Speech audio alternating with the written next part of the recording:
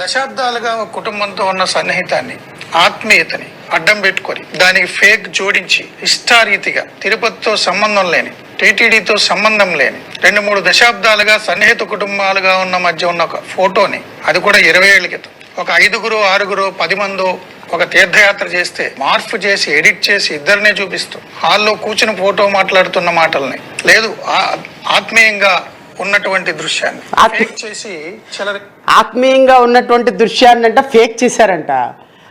20 సంవత్సరాల క్రితం అంట షిరిడి వెళ్ళిందంటే ఇప్పుడు పెట్టారంట. 25 మంది కూర్చొని అన్నం తింటుంటారంటే వీళ్ళిద్దరిదే ఫోటో పెట్టారంట.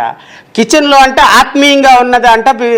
ఆత్మీయంగా ఉంటామంటే మనం వెళ్ళి ఎలాగనా ఆత్మీయంగా ఉంటాం అంటే నాకు అర్థం కాలేదు. ఆత్మీయంగా ఉంటామంటే మరి మీ ఆత్మీయతకి తెలుగులో అర్థం ఇదేనేమో నాకు తెలీదు.